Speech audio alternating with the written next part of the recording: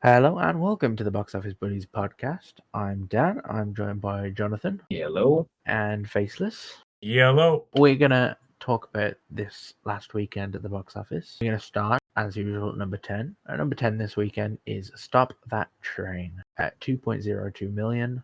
1,161 cinemas, and that's a 1,744 per theater average. 20 million budget.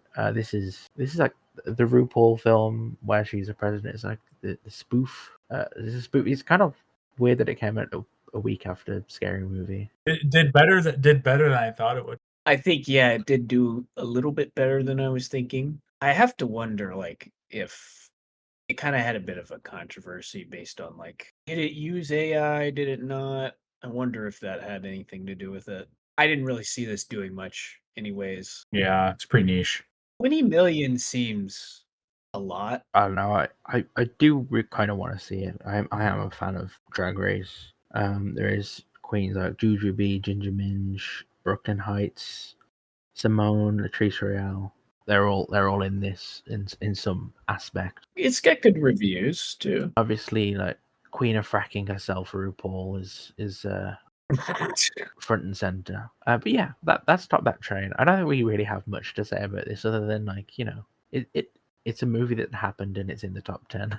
All right, number 9, we have The Furious with 2.8 million domestic opening. That is playing in about 1,200 theaters, like 1,250. So that gives it a 2,243 per theater average. Now, it does need to be noted that part of this opening definitely has mystery screenings accounted for, because I know they did it at AMC because I went there. But I believe they did it at other chains as well, like Regal, and I think they did it at another chain that's near me is Premier Cinemas. I think they did it there. So that probably some part of that is from the mystery screenings. I don't know how much, but 14.2 international opening though. I assume that's mainly in China. So it opened the same weekend. Okay. So the worldwide total is about 17 million. Considering the international numbers, that's probably pretty good. I can't imagine it cost more than like 20 million. It says it costs 10.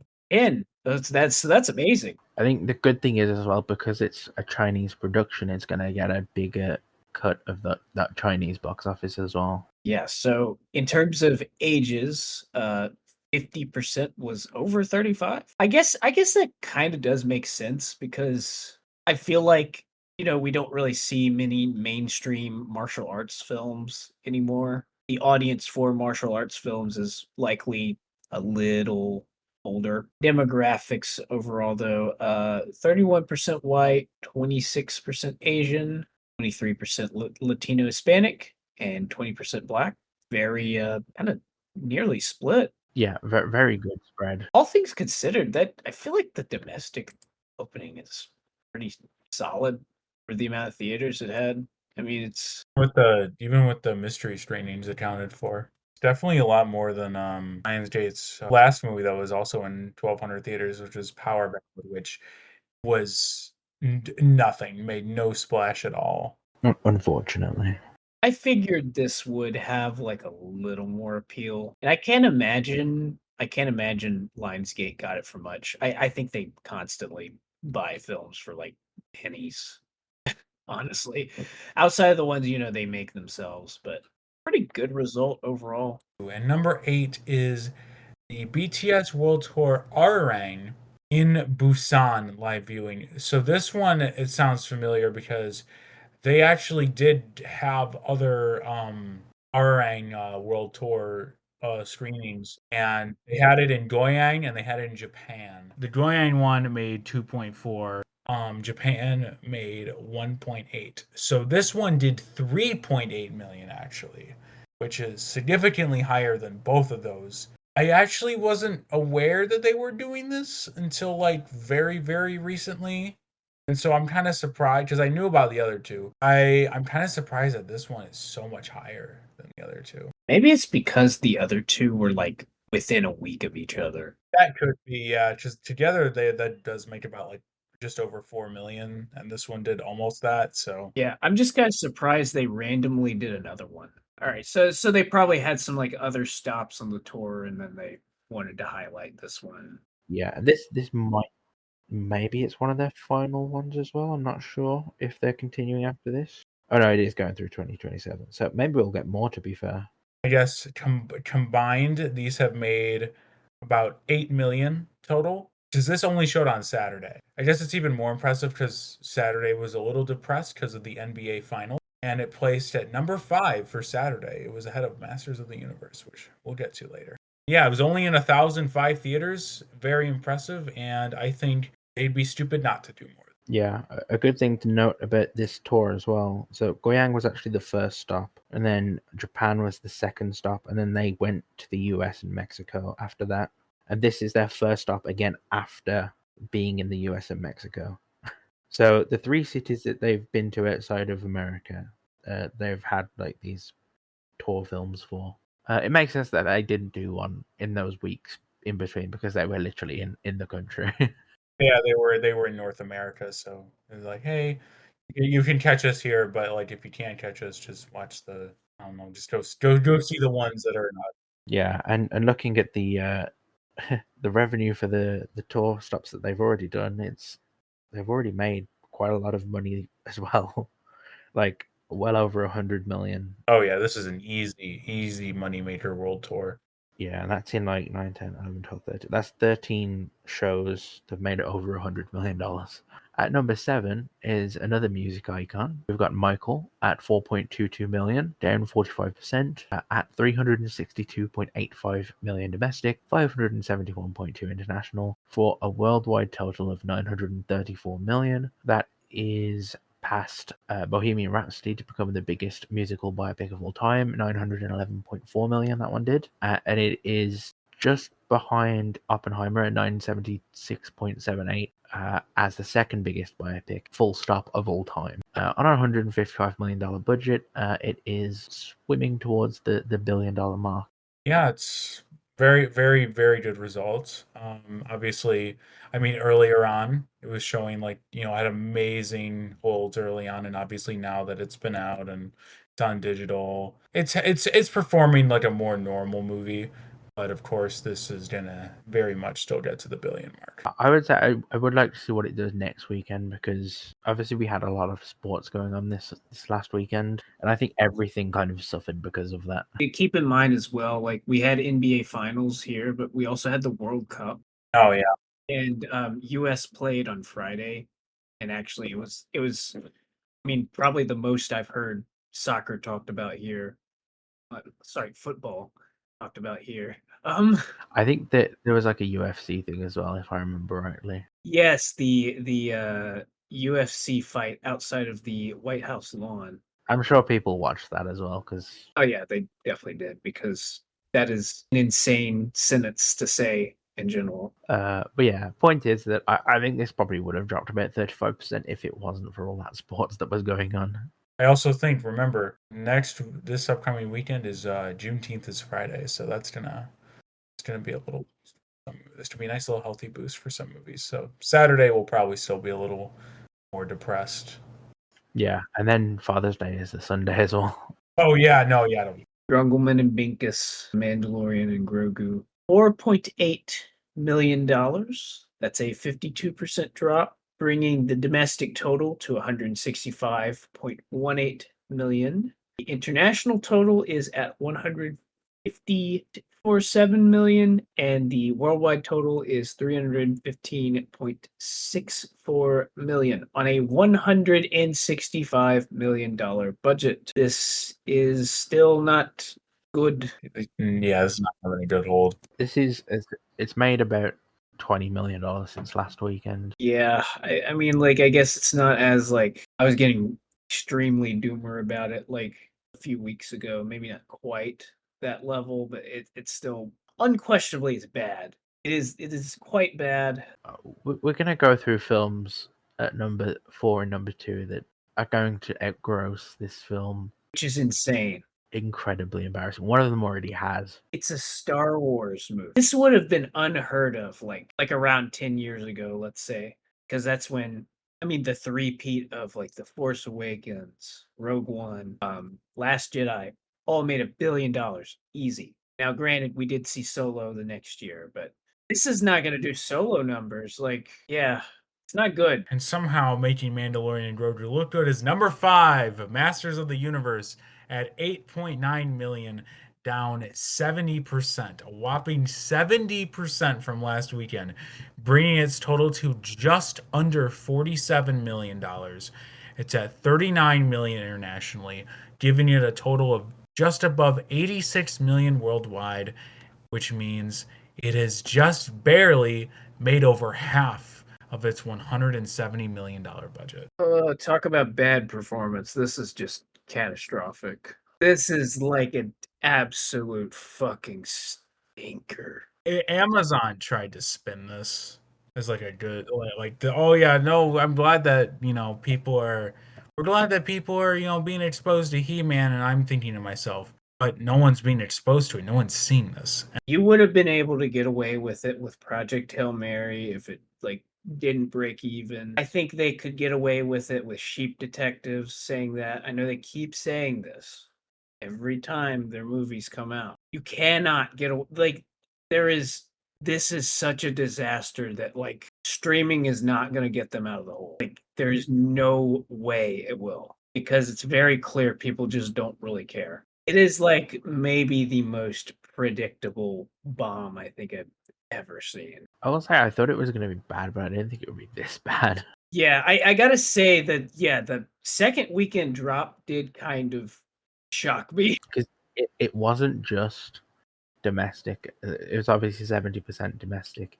Apparently it was like 60, 63, 64% international as well. This is just what we call a flat out rejection. This is rejected, but this isn't a movie that is, it's not, I've heard, I haven't seen it yet. I'll probably see it soon. Well, I should see it soon, because otherwise I probably won't get the chance to, with how fast they're gonna drop this thing like really fast. I think you got like one more week tops. I think what's more embarrassing for Amazon is that Sheep Detectives is finishing higher than this. Like the the cutesy little, well, I mean obviously the seemingly cutesy little kids movie about sheeps or sheeps, sorry. Sheeps. Sheep solving a murder. Like I didn't think that movie was gonna do very well. I thought this was gonna absolutely do more, but that movie surprised me with not just how good it was, but also how it performed. And I think it performed as well as it did because of how good it was. Masters of the Universe doesn't have that. I've heard people say it's good, but this is not at all the reception that would be needed to like save a movie like this. And obviously it's gonna need a lot more than good reception. It is the most like okay reception I think I've seen in a bit. Like it's just like it's more positive than say Gruggleman and Binkus, I would say. And that was just like universally just like everyone's like, eh. This one is like at least I think most people enjoy it, but they don't love it. You know what I mean? They're like, it was a good time. It was fine. Nobody's gushing over this movie. And it just really shows. I mean, A second weekend lower than the Morbius and Tron Ares. 2 other Jared Leto flops. I saw a reel earlier today. It was like when Jared Leto is actually good in Masters of the Universe, but the curse is still with him. At number 4, we have Backrooms, which is at 11.52 million for the weekend, down 56%. It's at 160.3 domestic, 102.3 international, for 262.6 million worldwide, all on a $10 million budget. Harsher drop, but that can be kind of, I think, chalked up to the sports that happened in the weekend, as with all the other films that came out. But it's on the heels of Mandalorian and Grogu, and it's going to pass it very soon. It's the opposite. Like, there's no way to spin this. This is just phenomenal. Like, no other way to spin this. This is phenomenal. Oh my! Yeah, I think the international drop here again was like similar to like the domestic. It was about 50%, so it's dropping a bit faster than I I expected it to in this weekend, but I think I just didn't take into account all of the factors that are against it right now. They're against all of the films that are out right now.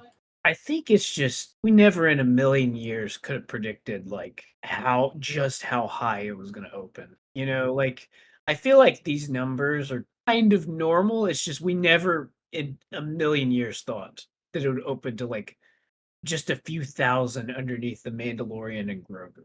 Like, I mean, come on. And it's 15 million away from 175 million domestic. They called you crazy. They called you crazy. You may have undershot it a little bit. Yeah. It's probably more like one. It might do more like it's like probably 175, 180 is going to be. Scary Movie 6, 14.2 million. Very bad, 74% drop. Thankfully for it, the opening was, in fact, very good. This is not an issue. The domestic total is at 84.29 million, and the international total is at 88.6 million. Very even split here, bringing the worldwide total to 172.89 million on a $30 million budget. Was not expecting this to hold well. It's not holding well, but like it made the bag weekend one. I mean, there really it's just pure profit from here. So yeah, this is actually the fourth biggest scary movie film domestically already. It's gonna pass 4, which did 90.71 million. It's probably not passing 3, that did 110. So it's gonna stay at third, most likely. Worldwide, it's the third biggest. And it's definitely going to surpass 4, which did 178.71. But again, the first one, it's probably not passing that, 277.2. What it likely will pass, though, is the worldwide total for Scream 7, which 213.84 million. That's actually kind of crazy. I say that because the first one, which came out in 2000, surpassed the original Scream. Wow. And it's going to continue the trend of it being bigger than a Scream movie that not just released at that point, but like the highest grossing Scream movie at least. Yeah, speaking of movies that Scary Movie is going to parody, number 2 is Obsession, coming in this weekend at just over $19 million, which is, believe it or not, still above its opening weekend. Down 25% from last weekend, so this is its biggest drop to date. Sits at 188.39 million domestic, 98.11 million international, for a 286.5 million worldwide total. And just as a little reminder, the movie was made for 750,000. Focus acquired it for 15 million. So even with that account, that is going to be. This movie is soon going to make over 20 times what it was acquired for. It still continues to be incredibly insane. Another fact about this run so far, so it's at 188.39 million domestic. Obviously, it opened to 17.2 million domestic, which means now it has reached 10.95x its opening weekend, and it obviously made more than its opening weekend this weekend. I think this was also hit, as with all the other films, by the sports that were going on. So this probably wouldn't have dropped this hard if it wasn't for all that. I could have seen like a 15% drop if all the sports weren't happening this last weekend. Definitely possible. Then again, I don't think people are going to it for Juneteenth or Father's Day, but I do think it will still do well. I think we also need to, I don't know, I haven't listened to the other ones. I haven't listened to the other recent podcasts. I haven't listened to the past 2 weeks, I think. I think we seriously need to consider is Obsession going to pass Sinners domestically? Because I think that's very much a conversation to have. Yeah, not even domestically as well, just both domestically and worldwide. It has hopefully some award chances, like they talked about. I think there are some real chances it has. I'm very curious to see where this goes, and I also want to say that For over a month now, this movie has not had a single day where it went below $1,000 per theater average. Another thing about the Sinners thing is, the international is actually already ahead of Sinners. Yeah, it does make sense, but that means it's going to be able to close the gap worldwide even easier, because it's going to have to make less and less domestic to get over 370 worldwide. And also this past weekend, I think it did 15 international, which is like a very small drop from what it did the last weekend. So it's having these types of leg internationally as well. So yeah, this is an incredible run, and it's not even like, I think sometimes we say, oh, this is an incredible run for things that, like, for Project Hail Mary, that was an incredible run as well. And we talked through that, but I think incredible maybe isn't enough for it. This is historic. This is an historic run. I've never seen anything like this. I've been watching the box office for almost 9 years at this point, and in that time, I've never ever seen anything like this or anything remotely close to this. Yeah, but the fact that it's possible for runs like this to happen gives me a lot of joy, and makes me curious about what other unexpected runs we could have in the future. Yeah, and hopefully, I mean, we do see something like this again at some point. I mean, I'm not gonna say it's not gonna be happening for another few years at least. This is like a 1980s run. Number one, we got good old Double D. Disclosure Day, 44 million. Opening weekend, domestic, 48.88 million. International, bringing the worldwide total to 93.41 million. This has already outgrossed the worldwide total of The Fablemans. I mean, this almost happened domestically. That's kind of crazy, but worldwide total was 45.6 million. That is so depressing to see. Oh my god. And then it has also passed West Side Story, which had 76 million worldwide. Now, granted that was in the thick of COVID, and also a Spider-Man movie was coming out like the week after, but It was kind of dumped. God, that Fableman's number is so depressing. Okay, 40% of the audience was over 45, 24% was 25 to 34, 57% was white, 18% was Latino and Hispanic, 11% was black, and 8% was Asian. Now, the reception has been a little wishy-washy about this movie. It got a B cinema score.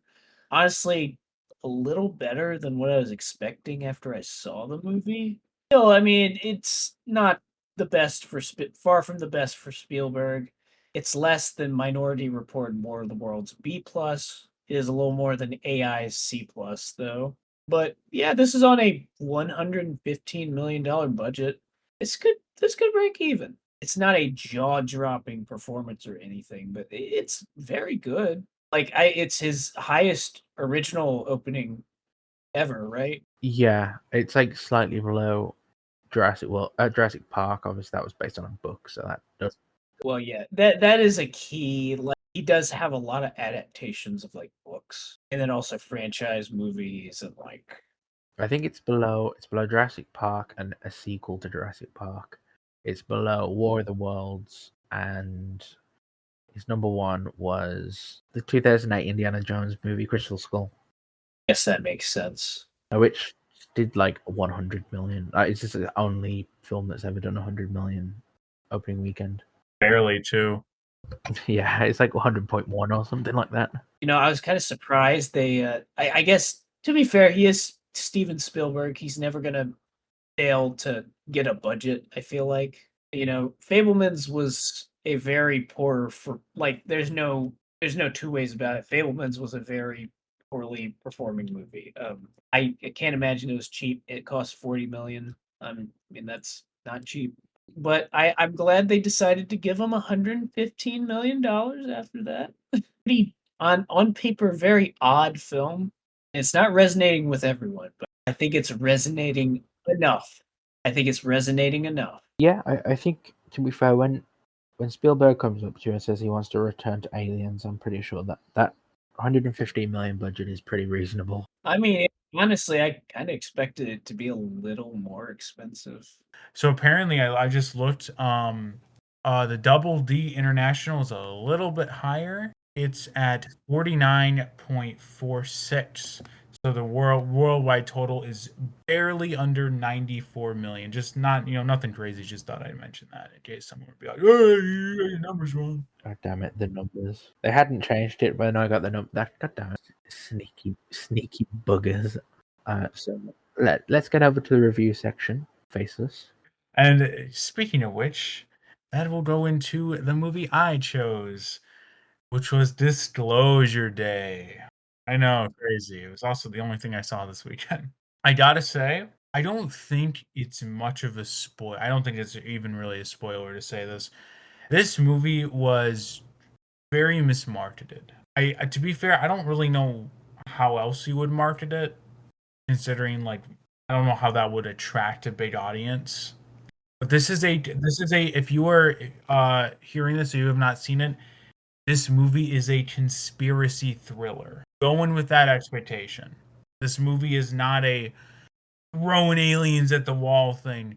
Some of the way that they framed like the marketing with the aliens, definitely a little but definitely a little bit of a rug pull. I'll say that. Especially that one shot.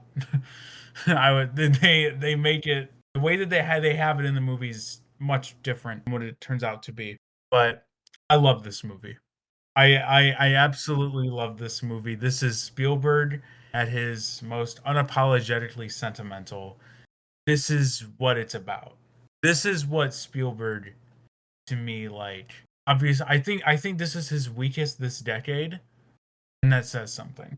And I think that absolutely says something because like Fablemans could have been his last movie, considering what it's like about. It's kind of where he goes back to, his childhood and his upbringing. He goes back to his formula of like, you throw aliens in there, but also you throw in a, evil government agency that wears all black and they're evil. And it's like what ends up happening. Obviously no spoilers, don't worry. I'm not just gonna drop bombshells. What ends up happening with this, it's so sincere and only Steven Spielberg can make something like this work. Only because with anyone else, it's like this is so corny. What is this? But he really just enthusiastically he believes in just empathy and love, and you probably wouldn't think that going into this. This movie is very much about empathy and understanding. That is the core tenets of this movie, and it's beautiful. It's beautiful. I absolutely adored this film. I know why people aren't jiving with it for obvious reasons, but I don't think people are giving this the credit that it deserves. Like I see people saying like, "Oh, this was poorly made." I'm like, "In what world?" The way he operates the camera in this film, it's magic. He's still got that magic. He's never lost it. Well, apparently, according to you, Jonathan, he did lose it a little bit in the 2010s, on and off. But On and off. Even then, I mean, honestly, most of his movies are still like at least a 6 out of 10. There was the big fucking guy, but like other than that, it's like um I know these two also saw Double D. I'm glad that when you started saying that in the summer predictions, it caught on. I hope it continues. I'm gonna keep saying it. it became a thing. It made it a thing. I doubted it, but now you got me saying it. So what does that say? The opposite of fetch. The opposite of fetch, exactly. Oh, I was so excited for this movie when I saw it. I got I got a drink. I never get drinks with my movies. But I tried out their Disclosure Day flavors, including the very ominously named Full Disclosure. It was like blue, but when I dispensed it, there was like green in it. I think it was kind of grape-ish. It was okay. Honestly, it wasn't bad. I was expecting it to be horrible, but that's just a tangent. But yes, this movie is amazing. I like they were kind of marketing it as like a more actiony alien invasion movie. Honestly, this really isn't that far off from Close Encounter if we're gonna be very true. Like, but I do question if some of the younger audiences have seen that movie. They probably haven't.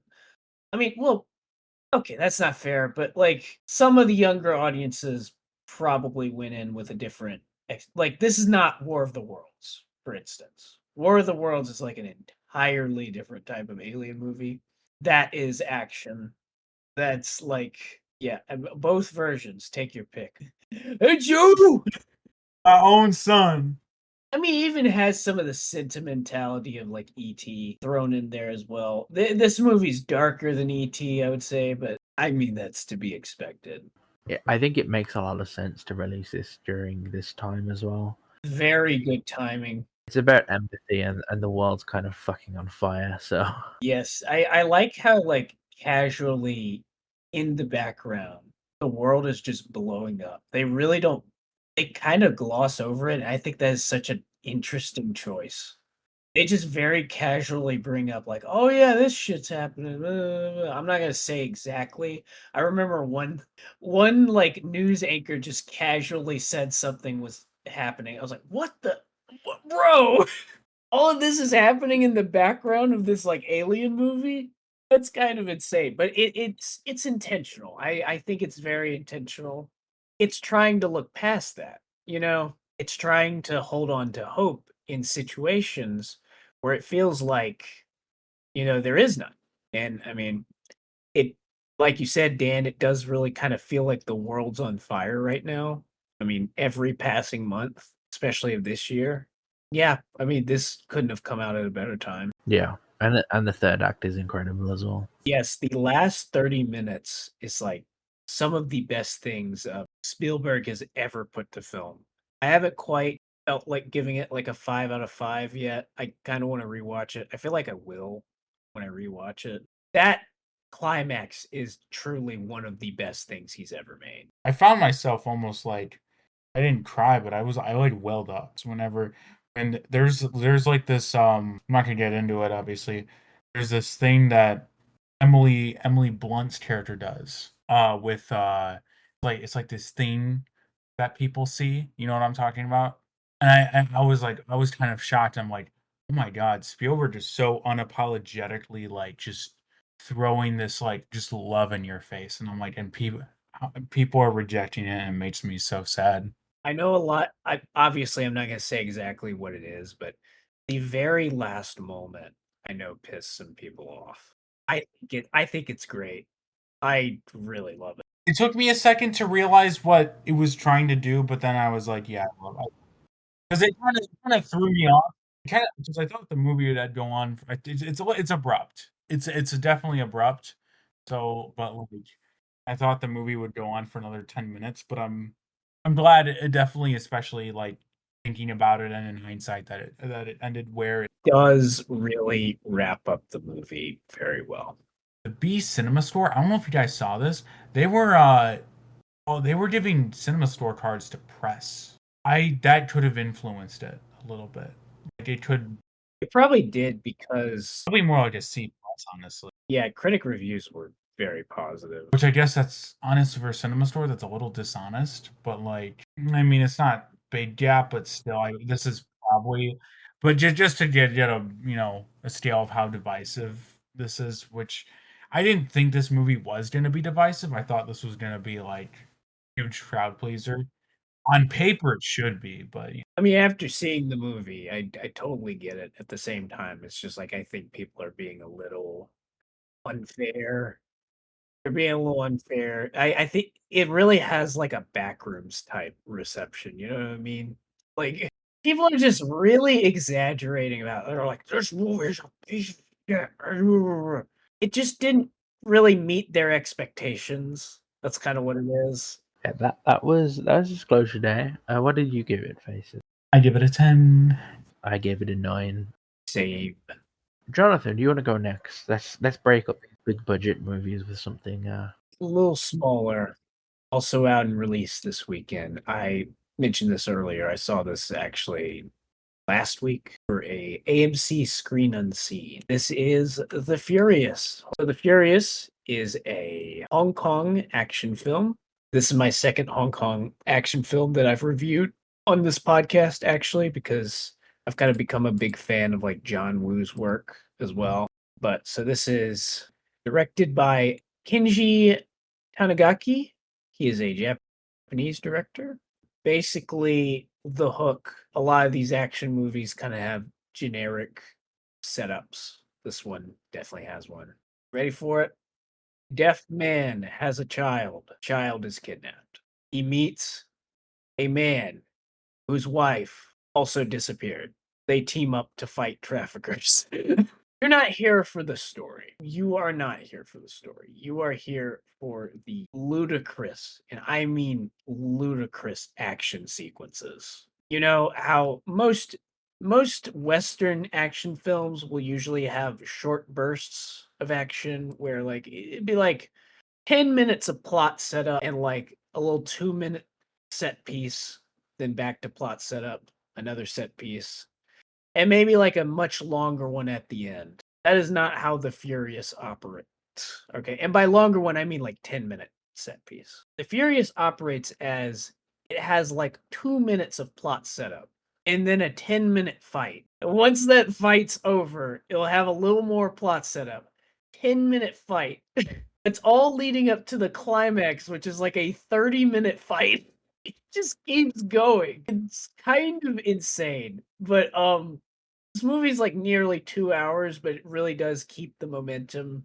Some action movies can get a little old if it is just like nothing but fighting. For me personally, it didn't get old for me. It's just the sequences are so well done. Like it is very well shot. It's all like almost all like hand-to-hand combat, and it's just every sequence feels so unique from the last. It is constantly like reinventing itself, all building up to a fight that is just bonkers. Once you think you've seen everything in that final fight, the movie finds a way to just completely pull the rug and just add to it. It is insane. We'll say there is an unfortunate choice of this movie, though, that does kind of keep me from liking it as much as I realistically could. So, for some reason, they shot this in English, and it didn't really work out very well. Some of the actors do well, but it's very clear a lot of it is kind of redubbed over very awkwardly. There's like one character in particular. He's like there's this police station, and there's this one like I think he's a police sergeant. I want to say that's him. Just like I don't know what they were doing with that character, but his dialogue and just overall performance was just horrid.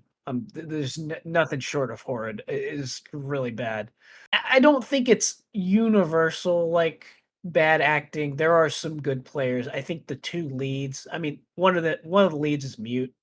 I think the two leads are good. There's the main character's daughter is really good, I think, as well. And the main villains are very enjoyable. One of them you may recognize if any of you have seen Boy Kills World, you may recognize him as like the main villain from that.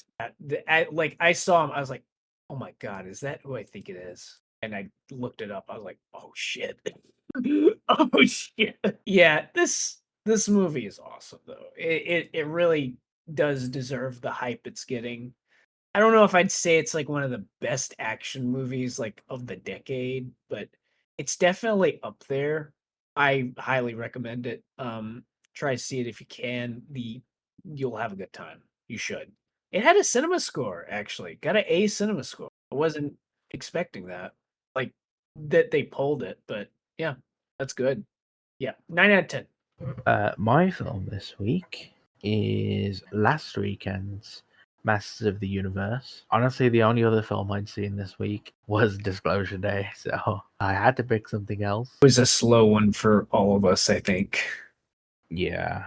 What I will say though is I did quite enjoy it. I don't really have much of a connection to the Masters of the Universe, He-Man universe, so that wasn't really working in its favor for me.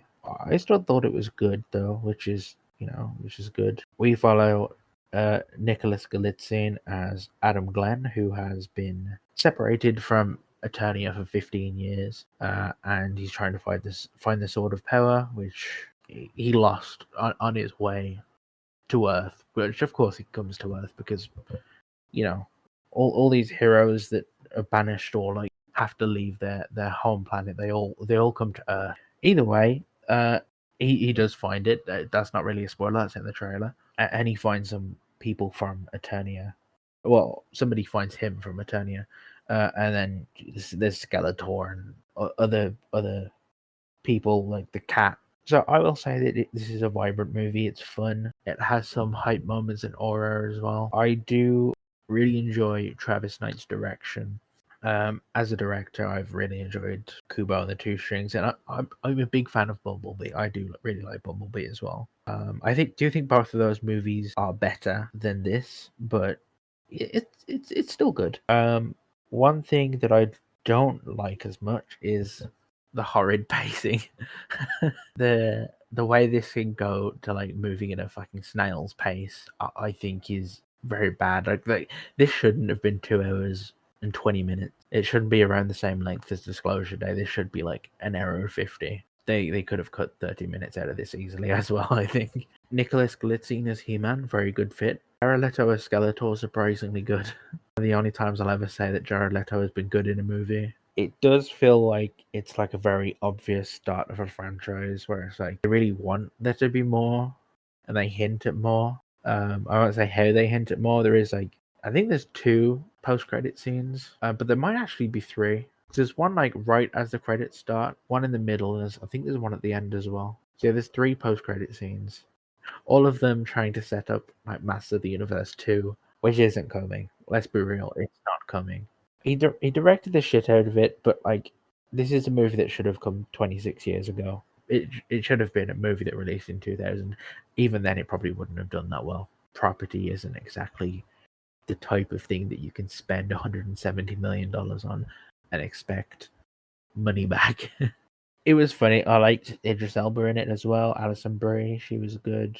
Yeah, it's just unfortunate that they spent $170 million on it.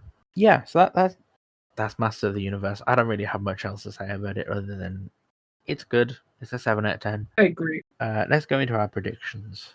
I will start to do Faces. Why don't you start us off? My number 5 is The Death of Robin Hood, 5.75 million. My number 4 is Scary Movie at 6.1 million. My number 3 is Obsession at 16.1 million. Number 2 is Double D at 17.6 million. And number 1 is Toy Story 5 at 154.5. Banking on the Swifty walk-ups, I see. Yes. Jonathan, what's your top 5? So just a tiny bit different. I have Scary Movie at number 5 with like 5.7 mil. Not as bad as this weekend, but still pretty bad. Death of Robin Hood is just a big question mark for me in general. But I figured it could do 6 million, so I'm gonna put it there. I think it can. We'll see. I mean, I could honestly see it like not making it, like Backrooms gets a number. Depends on the theater count, I think. Exactly. The theater count. Obsession, of course, holds well. 16 million. I think we're pretty much in agreement with that number. Double D, I'm going to be a little more optimistic about. I go 19. I still could see the pretty high drop just because of the reception, but let's go 19.